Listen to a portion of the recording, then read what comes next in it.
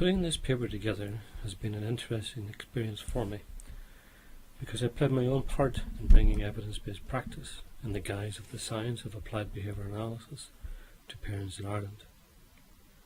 I was there right from the start, and I've shared in the successes of many families who learned how to use the scientific method to monitor the education of their children.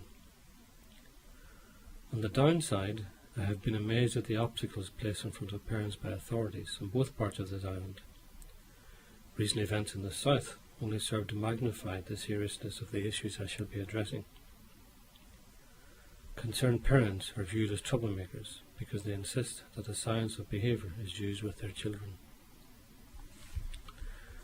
This first slide, given to me by a parent, summarises a widely held view of the current state of affairs for many families.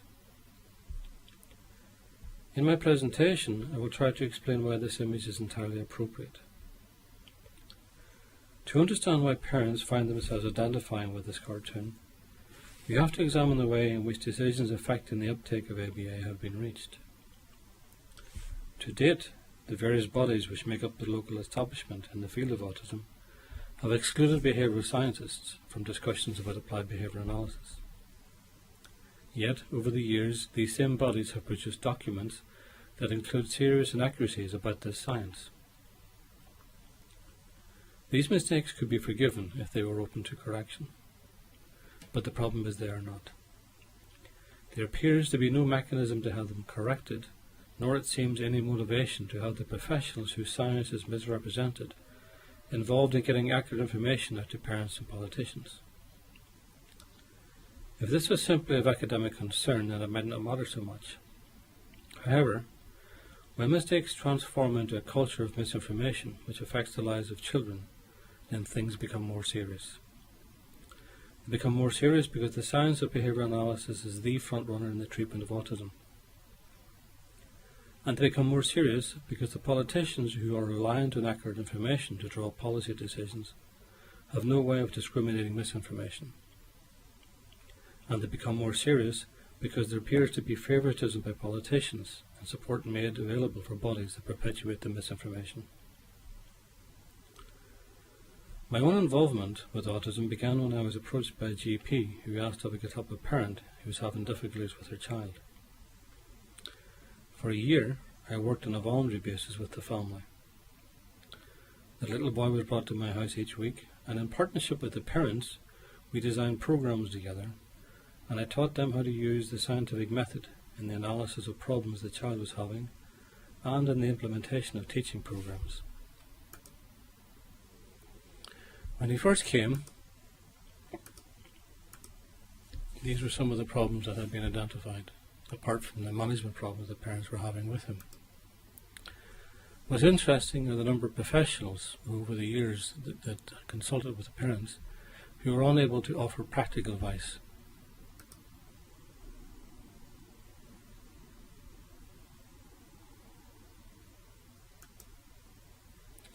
When he was eventually diagnosed, he was diagnosed with moderate learning difficulties, Asperger's syndrome, attention deficit hyperactivity disorder.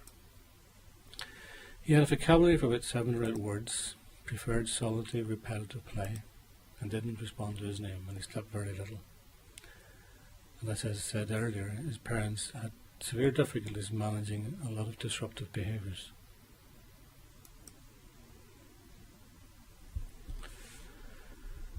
Here now is a report from his grammar school at age 11. Killian enjoys the company of his classmates. He's a member of the school quiz team. He's a great sense of humour. He's a lively, enthusiastic, friendly little boy who can articulate readily his needs and desires. He has an excellent expressive vocabulary. His reading and thinking skills are well developed. And he contributes well to class debates and discussions. He also has a wide general knowledge. Hello, my name is Killian and Dr. Mickey Keane asked me to talk to you about my experiences with applied behaviour analysis, or ABA if you like. I was the first child in Northern Ireland who took part in an ABA programme which Mickey supervised. My parents came to see him because they hoped he could show them how to change difficult behaviours, like running away for example, and how to encourage skills like talking and listening. That was when I was 3. Some experts had said I would be able to talk properly or go to an ordinary school, but I proved them wrong. I've been going to a school with my brother and sister since I was 4. I've heard that some of those experts say ABA won't work, or that it's cruel, but they don't have first-hand experience like the way I have. ABA is fun, makes you feel good about learning new things, and I know my parents say it can be hard work too, but it doesn't feel like that. When I was in primary school, Myra, my classroom assistant, joined Pete to learn about changing behaviour, and she and my mum are still good friends even though I've left. She uses ABA to work with other kids with autism too. Now I'm in 3rd year at Dominican and I really like the school. My favourite subjects are history, Spanish, chemistry and physics and biology. I don't think we would have had the chance to do these things had it not been for ABA, and I know I wouldn't have realised that it's okay to be different. That autism can give you skills that other people cannot, like concentration. If you can learn how to, I hope you enjoy your conference and that it will help other kids and their parents find out about ABA.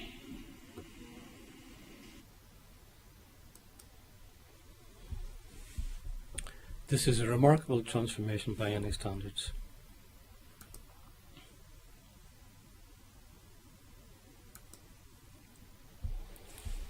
What's disconcerting though is that there is a skills deficit in the community to achieve what Killian's mum and I, Lynn, achieved together.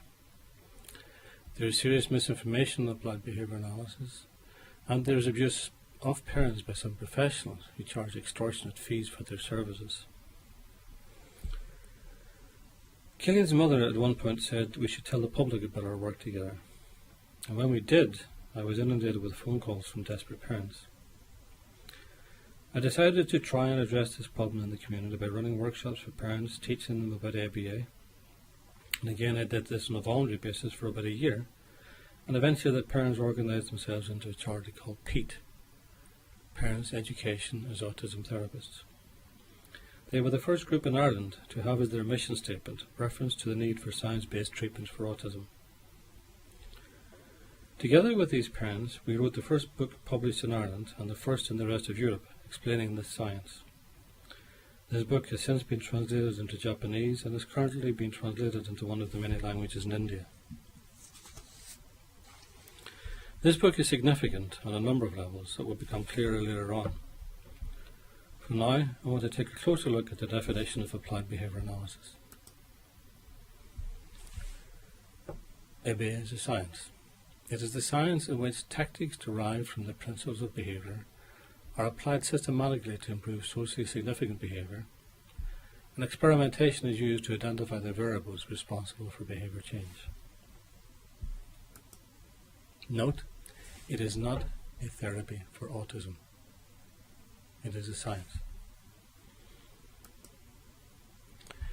Here's an example taken from a conference back in 1976 of topics addressed by this science. Autism merely being one of them.